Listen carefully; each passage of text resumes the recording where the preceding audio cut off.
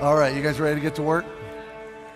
I want to go ahead and read the passage we're going to study the next few weeks. So grab a Bible. If you're sitting next to someone that doesn't have one, share one with them.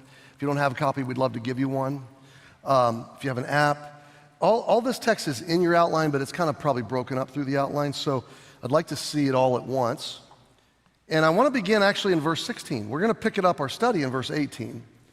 But we need to set the groundwork of what's happening here in this book.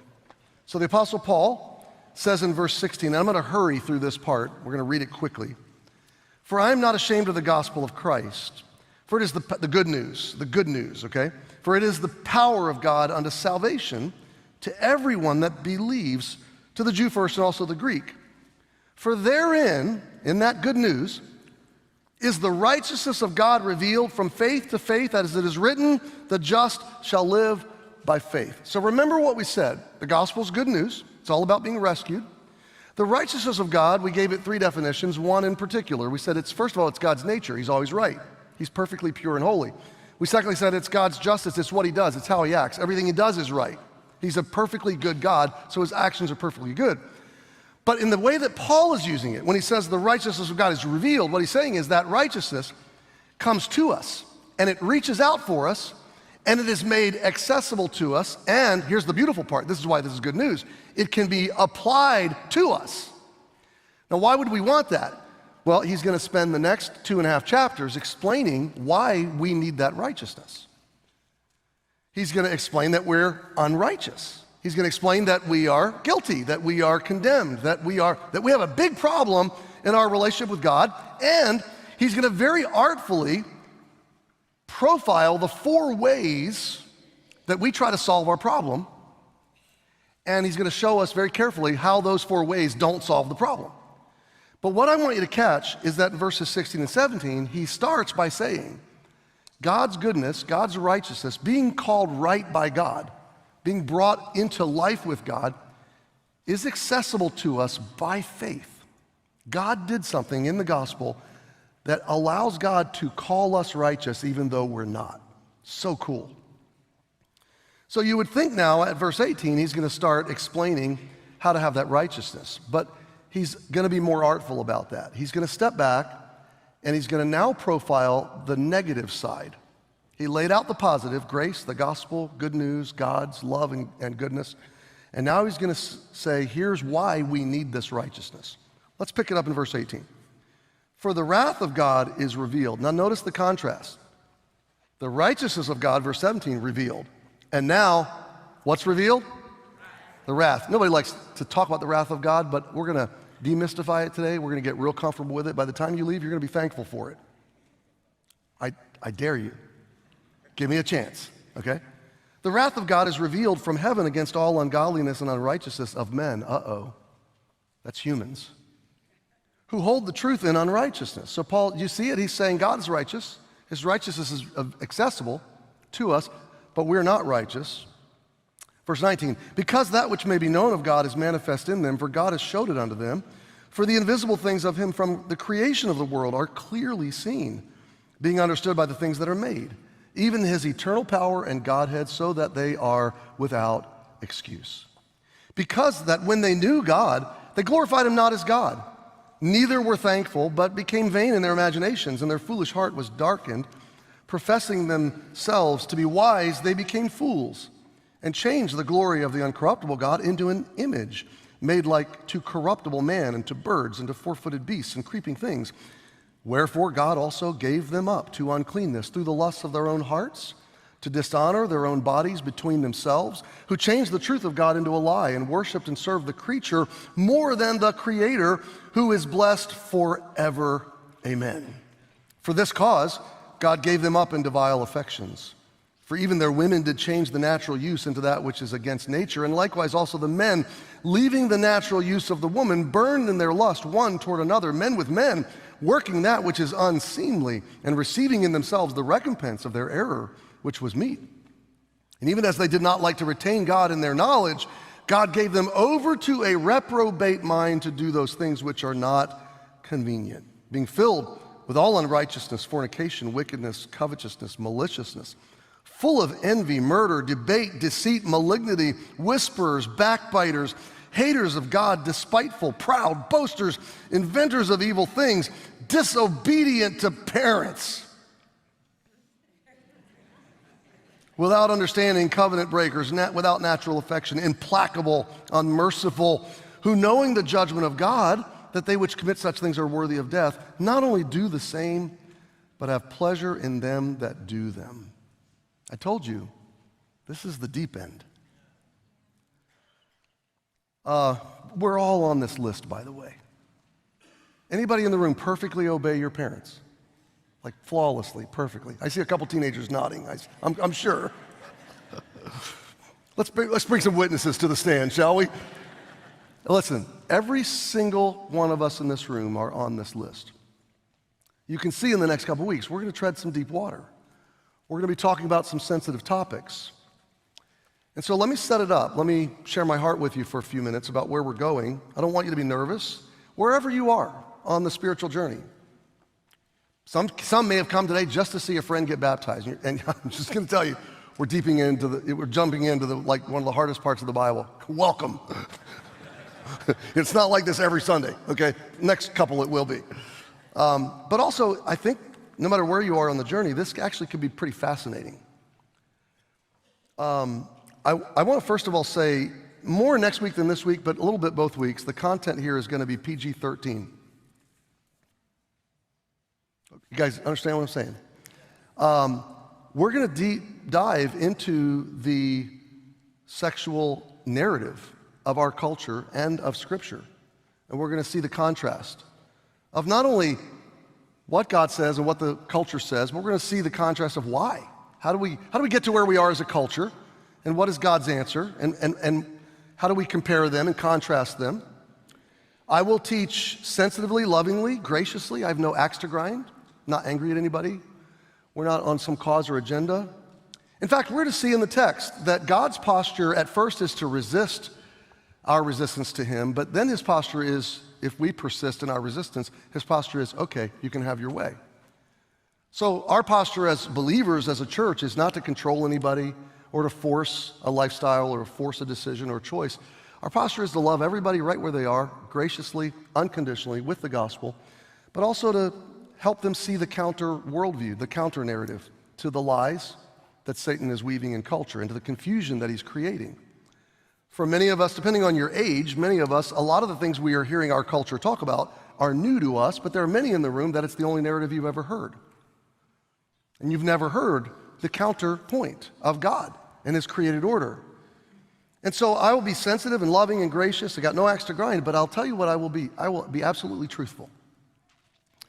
These are not popular topics, and they're frankly the kind of things that can get me hurt as a pastor.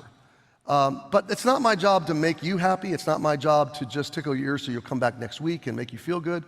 It's my job to stand up here and tell you what God has said and why it's right and why it's liberating, why it's freedom, and to try to expose the lies that will bring you into confusion and despair and hurt and loneliness, and to try to give you a path home. And that's why I say, whether you've been a believer for a long time and this is old news to you, or whether you're just now looking at Jesus and you have no idea what God's sexual ethic is or narrative or why it would be that, wherever you are on the journey, I think that this can be tremendously enlightening. I would encourage you to be objective. I don't want to be offensive. Sometimes truth offends people, and without even giving it a hearing, they'll just get up and leave. I'm not trying to get anybody to walk out. I don't, put like a notch on my belt. Okay, they're, offended 3 people today. I'm not trying to be offensive, but sometimes truth is offensive. And I would encourage you to kind of restrain that emotion, because that's all that is emotional reaction. Give God a fair hearing. I'm going to not be a lot of my opinion. I'm just going to work through the text of God's word. You'll be able to see it right for yourself in God's own words. And let God sit up close to you and kind of counter the narrative that your culture is pouring into you. And maybe by the end of this, you'll agree with him, maybe not. I will tell you his posture will be, have it your way. At the end of the conversation, he'll let you make the decision, okay? This chapter, we're going to find out, makes sense not only of Paul's Roman first century culture, it makes sense of our world today. And it will help us, those of us that are believers in the room, it'll help us know how to approach this topic. That's why I want to slow down and take our time. I could buzz through this in just a week, in 20, 30, 40 minutes, and then never come back to it. I don't want to do that. I want to do it justice. I want to do you justice. I want you to take notes. I want you to work through this with me together. I want you to feel free to ask me questions afterwards. I'm totally approachable about this. You can email me. You can stop in the lobby. We can have follow-up conversation. If I say something that needs clarity, if you want to explore a conversation or a question that deep dives more into it, I'm more than comfortable with that. I've spent, again, 40, 50 hours in this text. I'm very comfortable talking about it. I'm unemotional, even if you disagree with me at the end. I want you to remember that Paul began his letter with the grace of God. And now he's going to talk about the lies of our world. I called this message the Graceless Death Spiral of Paganism. Why is that? Well, let me come back to the title. Let's talk about the theme of this book, which we introduced a couple weeks ago. The theme of the book is the righteousness of God revealed in the good news of Jesus. So the whole purpose of Paul's writing this book is to help pagan people, first century Rome, and you'll see today paganism is alive and well all around us. It's everywhere all around us. It's not just people in a jungle dancing around a fire and witch doctors. That's pagan too. But paganism has a modern reality all around us. And it's profiled very carefully in this chapter. And so Paul's theme, the entire book, is how does the righteousness of God reach out in love and grace and rescue us?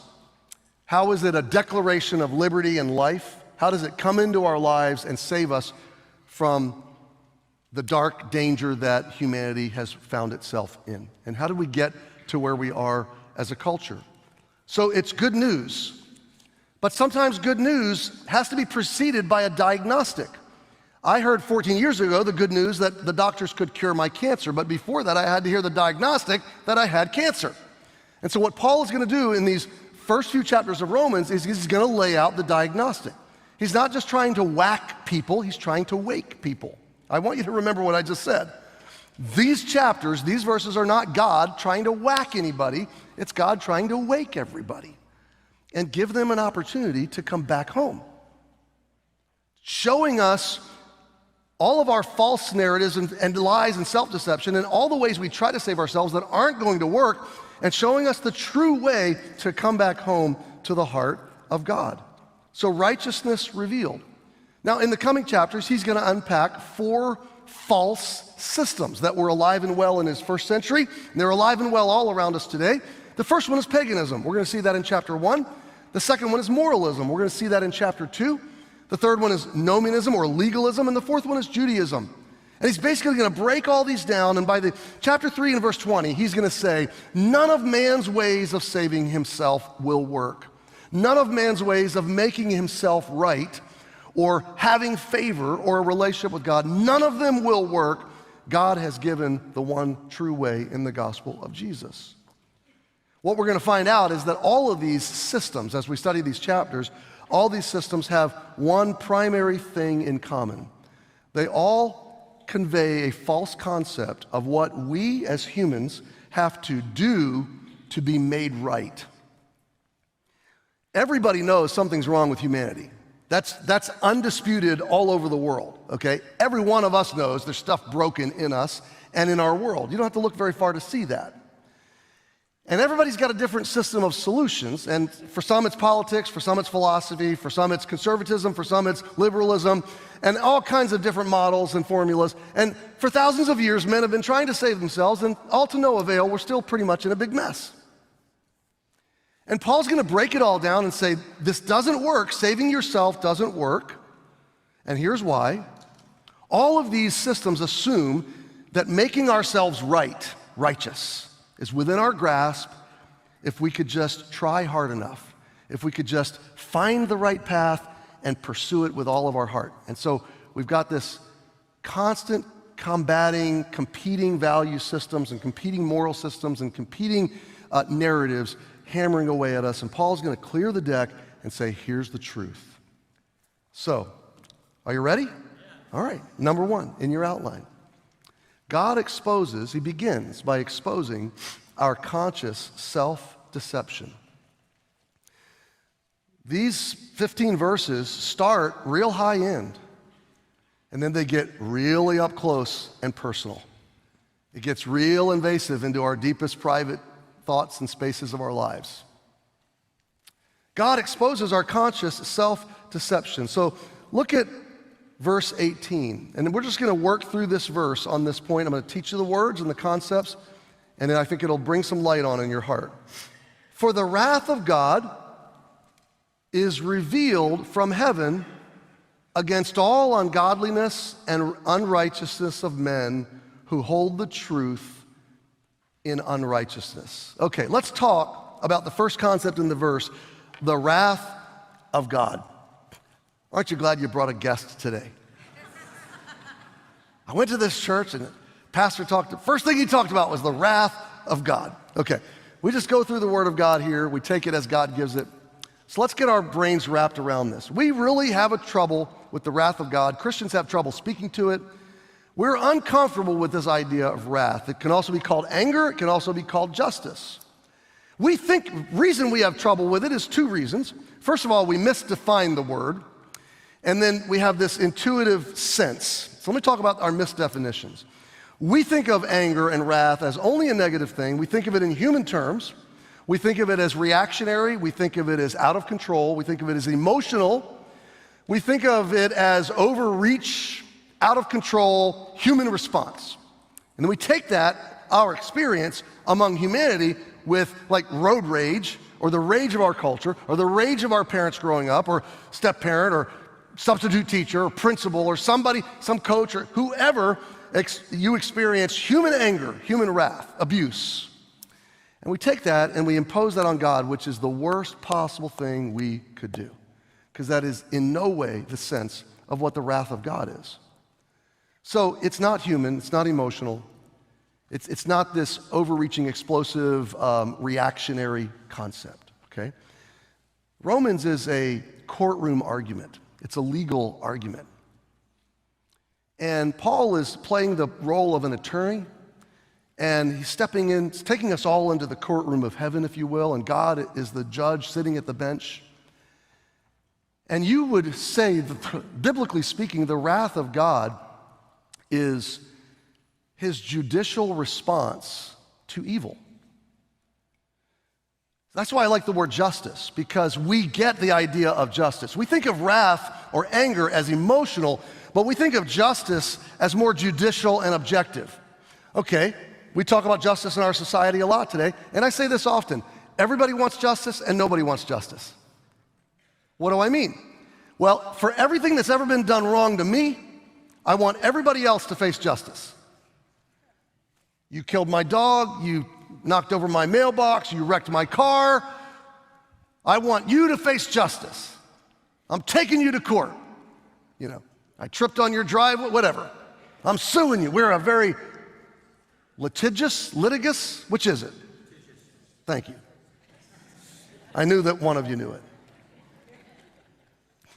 I like litigious personally. I mean, I make up words and I don't care. It worked for Shakespeare. I mean, like, he did it. If he's allowed to do it, I can too. Okay, so we live in a very litigious society. Litigious society. We want justice. We love that. And we feel for the oppressed. We feel for the outcast. We feel for the burden. And we want them. We want justice for them, and that's good. And it's right. We should. It's innate. It's in us, by the way. That's evidence of God. Evolution would not evolve a sense of justice. Evolution is the strong eat the weak. Survival of the fittest. That's evolution. It's anarchy. It's have it your way. So evolution would not evolve justice. That justice, that sense in you, that moral sense, means you do believe in God, but I'm getting ahead of myself. We want justice for everybody that's harmed us. We want justice for them and those that have harmed them. Where we struggle with justice is when we know that we've sinned. And we don't want to face justice. So I want everybody else to face justice, but I don't want to face justice. When it comes to me and God, I want mercy. But the idea of justice we know is right. And if you step into a courtroom and you're the innocent, accused innocent, and you've been falsely accused, and the prosecutor stands up and presents the case, you're praying for a just judge. You're praying for a judge that cannot be bought off, that isn't politicized, that isn't bought into the system, that's not slanting against you. You pray for a judge that's objective and that will rule for your innocence against evil, and you would call that just. That is the concept of God's wrath or anger or justice in Scripture. It is his active, it is his action in dealing with evil. And he promises, he is not only a just God, he promises ultimate and final and total justice at a final, ultimate, and total judgment. This is who he is. You would never want a God that is not angry. If you have a God that's not angry, you have a God who's ambivalent and doesn't care. He's passive, which makes him complicit with evil. I said we had this wonderful time in Lancaster, Pennsylvania with a busload of our legacy group, our legacy seniors, and yesterday we were spending some time at the outlet mall, and if we had been standing at the outlet mall and my wife walking, and somebody out of the bushes jumped out, grabbed my wife, put her in a headlock, grabbed her purse and started dragging her away, and I just stood there and watched, you would say to me, what a loser husband you are. You do not love your wife.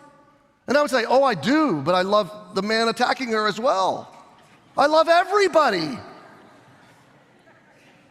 You're laughing. Why? Because it's ridiculous. You would expect my love to have a fiery, passionate response to the evil that's coming against the object of my love. You would not want a God that is not angry, because that makes him evil. Do you understand?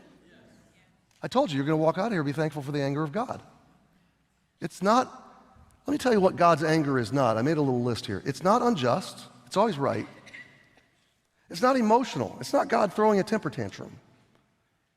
It's not God up one day, down one day. He's not standing in heaven with a lightning. I know what a lightning bolt is.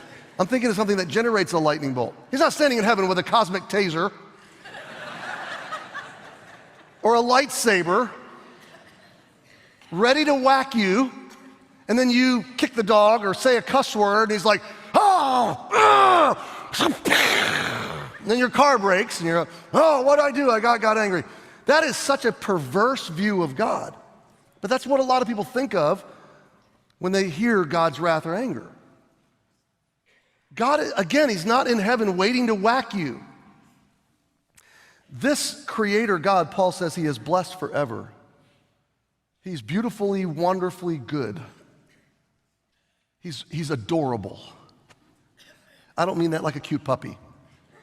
I mean absolutely worth adoring on an eternal cosmic scale. So his wrath is not emotional. He's not up and down. It's not a temper tantrum. It's not uncontrolled.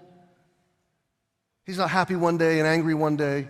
It is an objective quality of his nature that is reflective of his love. It is his response to what is wrong in his creation. It is good, it is just, it is qualitative, it is objective, it is reasonable, fair, and always pure. It is his right response to the sin and death condition of planet Earth. And it's not the opposite of his love. This is what we think.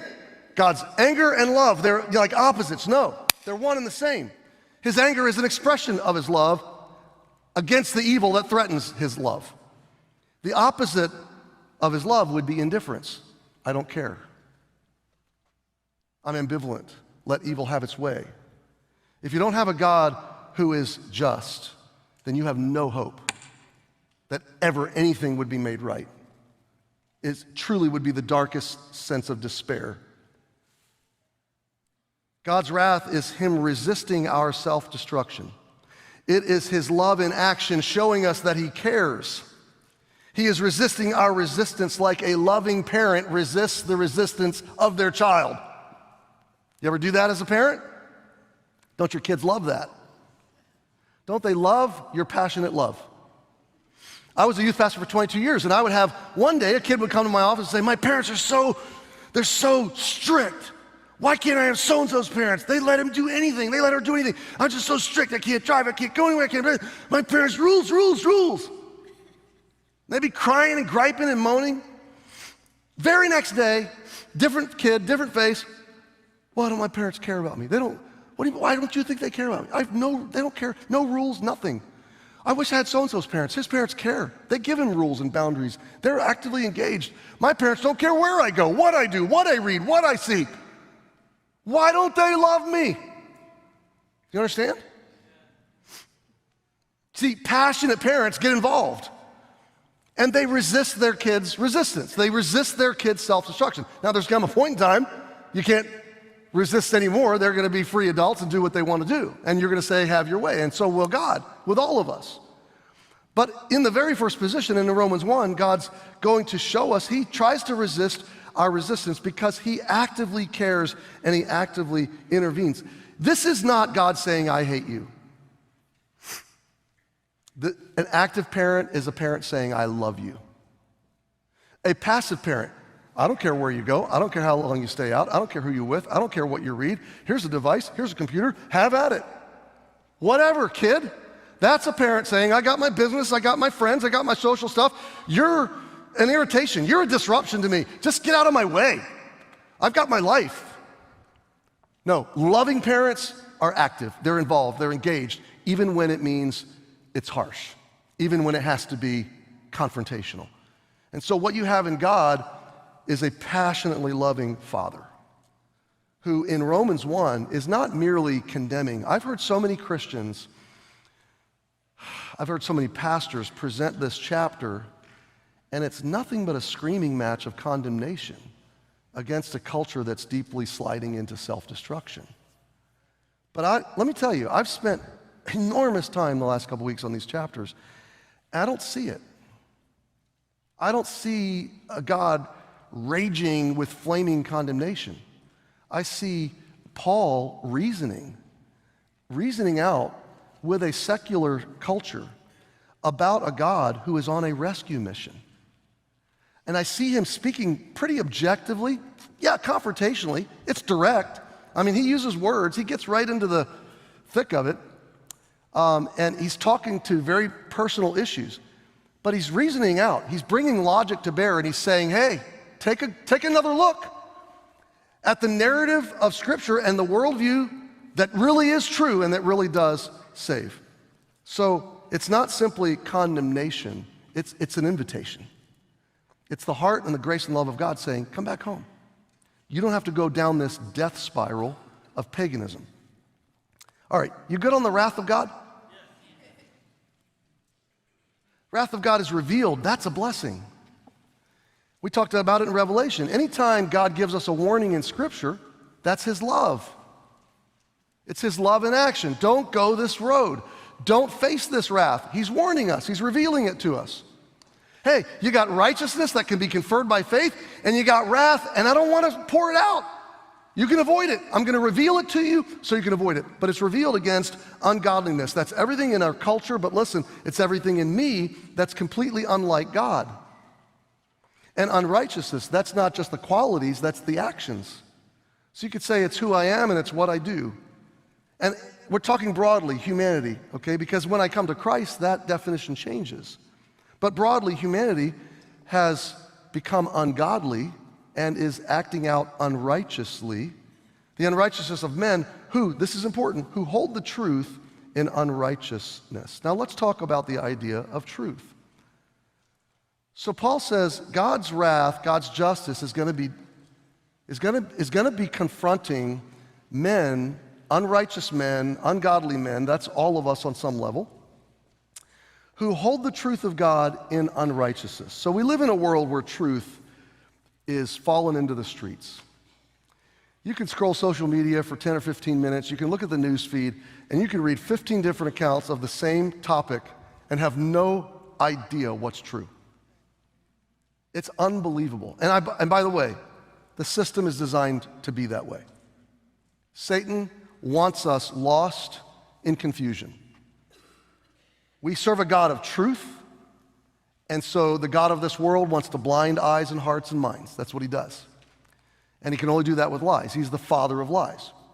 You say, well, I know the truth because I've got my certain news feed or my certain news channel, or yeah, I know. I follow it enough to see all of them spin it their way. It's very frustrating because it really is hard to know what's true. You read it, you try to keep up with it, but then you're like, God only knows.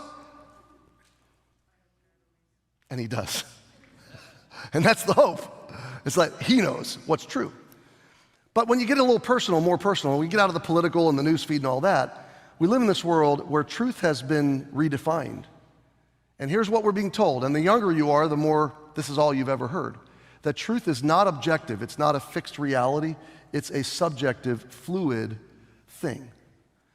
And we hear phrases that sound noble and that sound liberating, and it's like, you can have your truth, and I'll have my truth. And then we hear, it's almost like we applaud, oh, she's living her truth. And I know what we mean when we say that, but sometimes we're taking it to a depth where literally you just make up truth.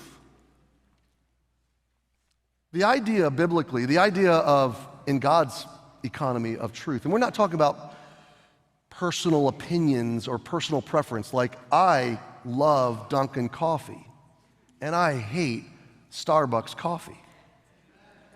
Like I'd rather have a cup of mud. And if I can't find a cup of mud, then I'll buy Starbucks, just caffeine. Okay, so I go, that's objective truth. Starbucks is good. Dunkin's good, Starbucks is bad.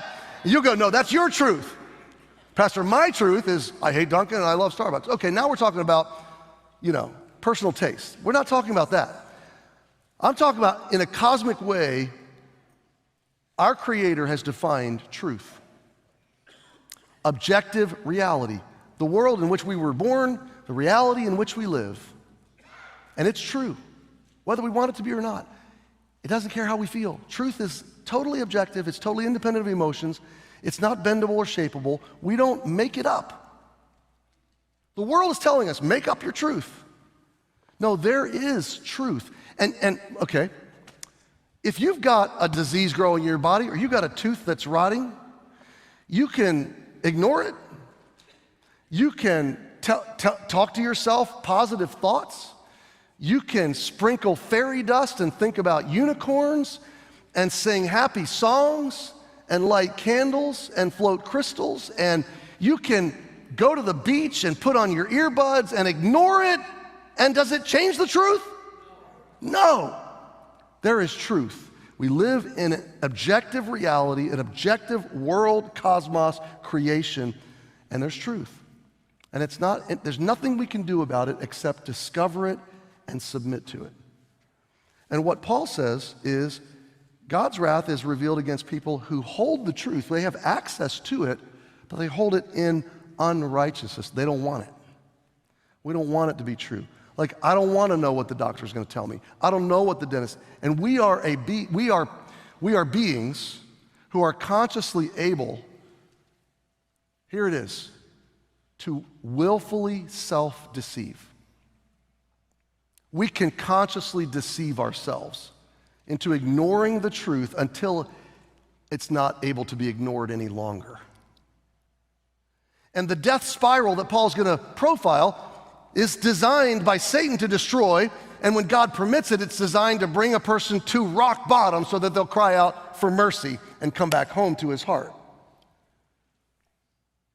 But we've got to reckon with this idea of truth, that we don't shape it, we don't form it, we don't have authority over it. All we can do is submit to it. But here's the thing. If we don't submit to truth, we are in bondage. We are enslaving ourselves to lies. It's a gray, moderately blue day outside. It is 51 degrees. It's dry right now. It's not raining. That's the objective truth. I could tell you it's snowing. I could tell you we're in Honolulu right now and it's 95 degrees. We can make it up, but does that change it? No. But we live in a world, and especially for the younger ones in the room, that's been telling you your whole life, make it up. Make up your truth. Live your truth. And what that does is it puts you in bondage to fantasies, and it keeps you from actually discovering the truth of the world around you and who you really are. A fish was created to swim in water. If a fish doesn't want to be in the water, if a fish says, I just want to be free, I'm sick of swimming. Bright young women, sick of swimming, ready to stand. I want to be where the people are. I want to see them dancing, flipping around on those, what are they called again? Feet, up where they walk, up where they run, up where they stay all day in the sun. She's never been to Connecticut. Wandering free, wish I could be part of that world. Silly. Two things I want to say about that. You have to sell your soul to Ursula. It doesn't go well. But it's a really good illustration of, even from the youngest of ages, how the narrative of break free from truth and live your truth, how subtle Satan has been. And I enjoy a good Disney movie like anybody else does. What I would tell you if you're a parent is, once you watch a movie like that, you got to sit with your kids and go, now listen, kids, this is pretend, it's fake, and there's a lie here. You know, Elsa broke free. Finally, she could have her magic snow cone machine and her ice powers, but where did she break free to? Her prison of ice in the mountains, all by herself. And it didn't go well. She could finally let it go, and cold never bothered me anyway. Apparently it did. Because she ended up right back in Arendelle with her family, right back where she was providentially placed in the story. My point is, and this is a bit of a rabbit trail, be careful with the secular narratives, and they're all fun, but there's a hook in some of that bait, and you've got to help your kids detangle it, because there's a whole generation of young women now that grew up going, let it go, and they're out there letting it go. And I know we laugh, but in all seriousness, they are wrecking their lives and desperately destroying themselves while they're letting it go. So we don't get to make up truth. Proverbs 16:25 says, there is a way that seems right unto a man, and the ends thereof are the ways of death. I read a statement last night. I wrote it down. I didn't put it in my outline, but it says this: be careful who you trust. Salt and sugar look the same. Satan's out there selling a lot of salt to the next generation, telling them it's sugar. And they're buying it by the pound. But the end thereof are the ways of death. Well, I have a friend, and they've been living this way for 10 years, 20 years. They seem real happy. The end thereof. Deuteronomy contrasts God. He is the rock. His work is perfect. His ways are judgment. That means he's a righteous judge. He's good. He's a God of truth and without iniquity. Just and right is he. What is Paul doing in this verse? He's establishing that as human beings, we are all ungodly or unrighteous, and we're dangerously exposed to God's objective justice. And in that position, here's what we do. Our instinctive response is to suppress the truth and deceive ourselves. It's to hold down the truth. That's what the hold the truth and righteousness means. They're opting for the lies that are more convenient than the truth that seems a little confrontational. It's falsehoods that suppress the reality of God's righteous, good justice and our accountability to him, our answerability to him, that we are answerable to God, but we don't want to admit it. And so a fish free from water is not free. That's a dead fish. But a fish who submits to the water that it was created to be in is suddenly free.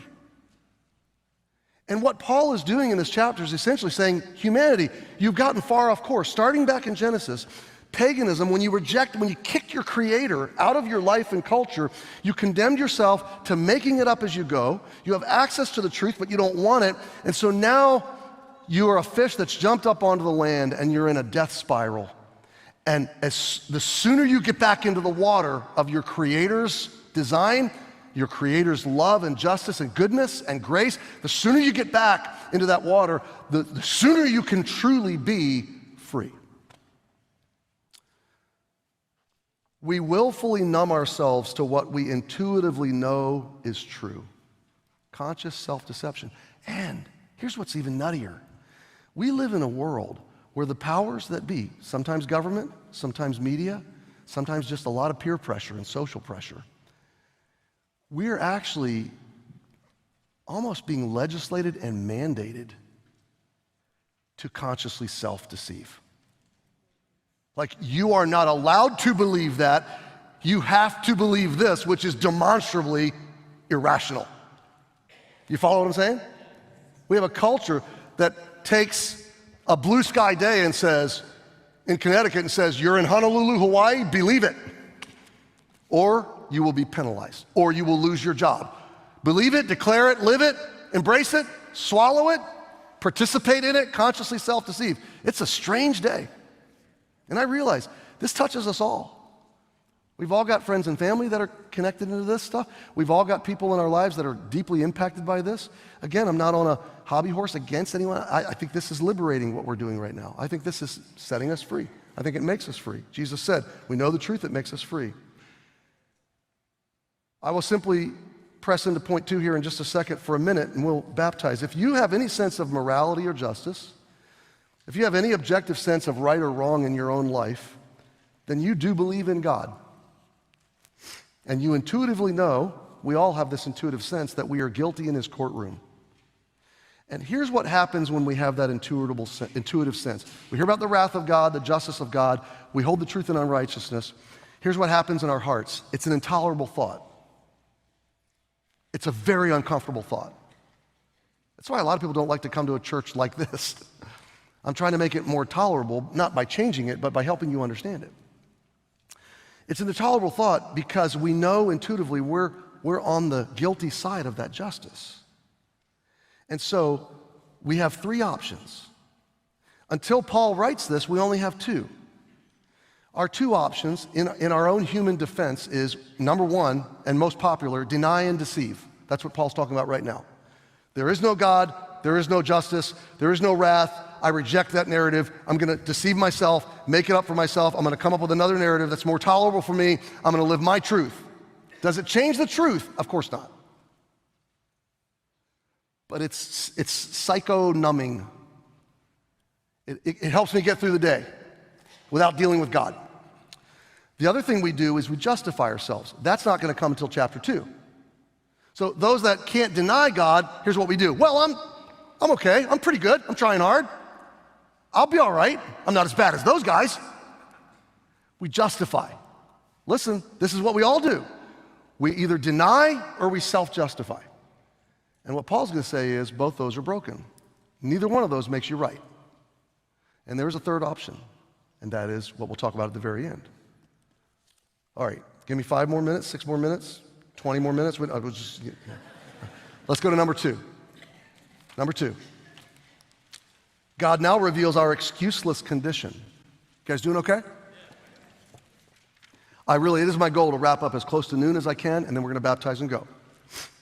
We might be a few minutes past that, but it will be real close to it. God reveals our excuseless condition. Look at verse 19 now. Because that which may be known of God, beautiful, you can know God. He is, and he can be known. It is manifest in them. It's made available. It's revealed in them. For God showed it unto them. You might write the word conscience. Verse 20, for the invisible things of him from the creation of the world are clearly seen, being understood by the things that are made, even his eternal power and Godhead, so they're without excuse. Here's what God says: I have revealed myself to every living human being. Everybody knows I exist. What God is saying here is that God does not believe in atheists. Frankly, I don't either. Atheism falls under number one. It's conscious self-deception. Why? Because God says, first of all, I've made my knowledge available in you. I've put the knowledge of me in you, in your conscience. I've shown it unto you. It's manifest in you. That's your conscience. This is why no matter where you go on planet Earth, and no matter when you go on planet Earth in human history, you find human beings intuitively worshiping God or gods. We cannot get away from worship. We cannot get away from the concept of God. We can self-deceive consciously, but we know he exists. But then Paul says it's not just conscious, it's not just in us, it's around us. He says God has made himself, all the things that are invisible about him are clearly seen. That means self-evident. Like the sun is self-evident. What's clearly seen in the creation of the world is that there is a God. We can look at creation. We can look, and I thought about taking 15, 20 minutes and going from the cosmos and the planets and all the order of the solar systems and the universe, all the way down to the molecular structure and the neurology and the DNA and all the vast amounts of information that are embedded and all the fine-tuning and the vast, the quadrillions of measurements and fine-tuning of the universe that was designed for us by our Creator. But what Paul is saying is, you look at creation and it's obvious that there is a God. It's clear, it's self-evident that he does exist, that he is eternally powerful, and that he is God. So that, look at the rest of the verse, so that they are, what's the last two words? Without excuse. Listen. God has placed within every human heart, that's you, the capacity and opportunity to know him. So the existence of Creator God is plainly visible to all of humanity within our conscience and within our creation. Solomon references this in Ecclesiastes 3 when he says that God set the world or eternity in their hearts. It means he's given us a sense different than all the other creatures on the planet, of eternity in our lives. We possess an innate knowledge that there's something more to our lives than what we can see and experience in this life. That we are divinely implanted with an awareness that our soul lives forever and that death is not the end. And I will tell you, my friends, that no man after death will ever be surprised to find out that God exists. They will merely regret their refusal to acknowledge his existence. God has generously, graciously revealed himself to everybody in conscience and in creation. I want to refer you to a book that I read a few years ago called Eternity in Their Hearts by a man named Don Richards. Fascinating book, Eternity in Their Hearts by Don Richards, full of stories about missionaries who went to the deepest, darkest tribes and jungles in the most remote regions of the world and found tribes who had never heard the gospel of Jesus Christ, but people worshiping the one true God, knowing that he had a message for them. And when they came with the gospel of Jesus, opened their arms and hearts and received the message of the missionaries and said, "We've been expecting you." It'll put chills on your spine, because these are people who rejected their false gods and began to worship all they knew of the one true Creator that must exist. Eternity in their hearts. When we look at creation, we can see this about God. First of all, he's very big. And then he's very, very powerful. And he's very smart and very good. He is organized, he is personal, he is able to be known. One look at creation tells us that this whole universe has been fine-tuned to meet your needs and my needs for human flourishing and human dominion. Every time I eat a donut, I think God fine-tuned his creation just for me. Now, honestly, I know we laugh, but God, we're going to talk next week about sexual narrative and sexual ethic. And let's be clear. God created sex. The whole idea was his. He created donuts and soft serve ice cream and sex. That is a brilliantly, beautifully, wonderfully good God.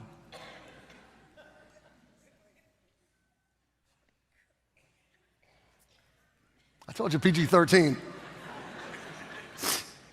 It'll be worse next week.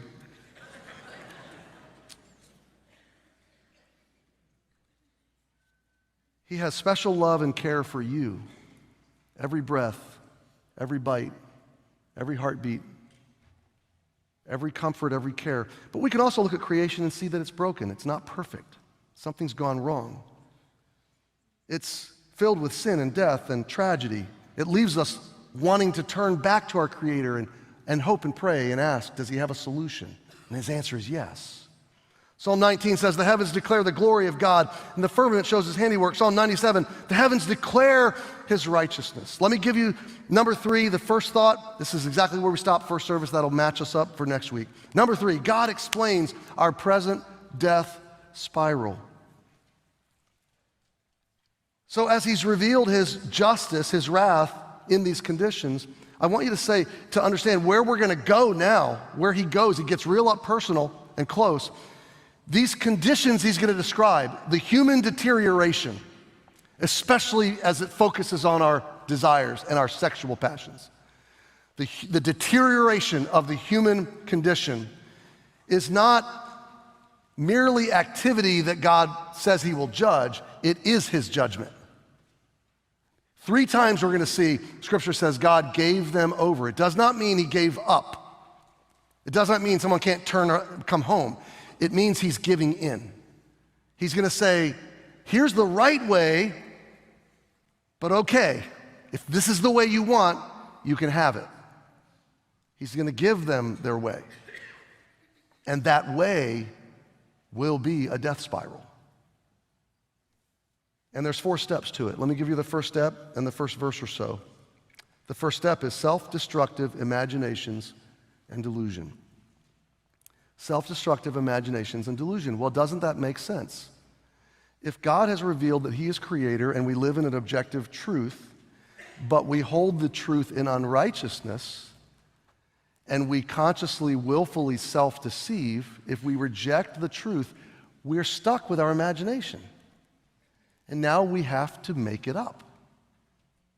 And we have to lie to ourselves.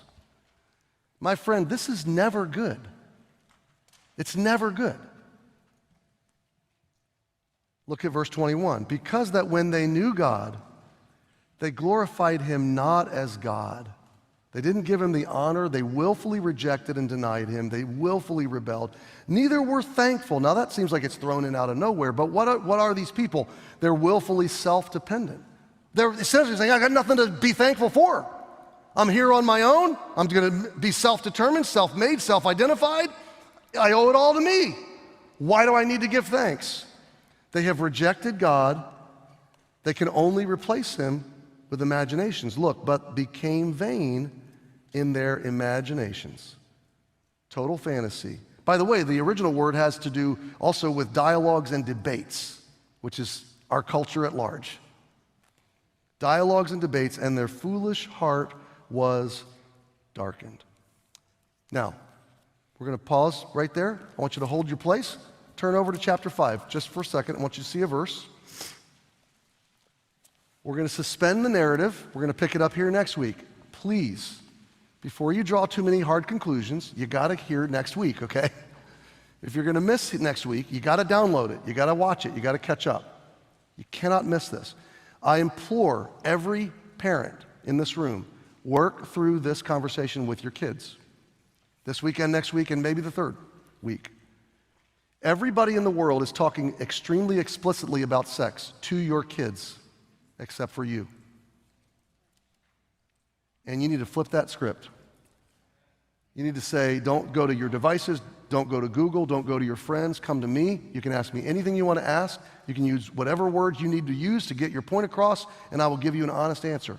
That was the deal we had with our kids, and they took us up on it. And it did make us blush. There were a couple times Dan's like, I think I'll leave the room. I'm like, no, come here. You sit down, let's answer this question. Hey, discard the discomfort. The world isn't uncomfortable telling your kids lies. And perversion and all kinds of garbage is going to wreck them. And they're not going after them at junior high anymore. They're going after them in kindergarten. You've got to get ahead of the narrative. This material is going to help you get ahead of the narrative and give them truth. What does truth help them do? Be free from the lies. But here's what I want to land with, okay? What is Paul's goal? What is God's goal? Is this just God whacking everybody? Is this just God not letting everybody have their fun? Is he just a cosmic killjoy sex cop in heaven? No. He's the author of something wonderful and beautiful and incredibly enjoyable within the bounds he created it.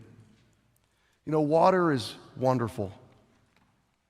And up in Northern California, there's a reservoir. I used to drive past it a couple of times a year. There's many of them, but there's one in my mind. And at the bottom of that reservoir, it store up water. At the bottom of that reservoir, there's a dam. And that water comes out of that dam. It's restrained, and then it flows down into the San Joaquin Valley, and then it flows south all the way to L.A., and it waters farms all the way through Central California, all the way down to L.A., and there's all kinds of cities and communities that benefit from that water that's held in that reservoir by that dam. But if you break that dam and you let that water free all at once, suddenly what could give life is going to destroy and ravage and devastate. And what Paul's going to show us is that sexual love is incredibly life-giving and powerful and pleasurable and wonderful when it's restrained in God's reservoir. But when Satan comes along and breaks the dam and says, free for all, everything comes undone. An exhaustive study was done. I'll tell you this. Exhaustive study was done a number of years ago. I'll get the stats on it and show you. By a popular secular university on human sex flourishing. Who's the happiest in society? The most unhappy group by far, the bottom of the ladder sexually, was uncommitted, unmarried people with the most partners. Every time. Most miserable people. Who are the happiest? People in their 50s who had been married the longest to one person and stayed faithful to that relationship. They were the most sexually gratified and fulfilled people. And I see some seniors in the room nodding. You will never hear that on the news, and I promise you it is the truth. Young people, your culture's lying to you. But look at chapter 5 and verse 9. What is Paul's goal? Verse 9, much more than being now justified, made right, innocent, by his blood, we shall be, what's the word? Saved from what? From wrath. Is this God whacking everybody? No, this is God bleeding on a cross so that he could rescue you from wrath. Let's pray. God, thank you for this time.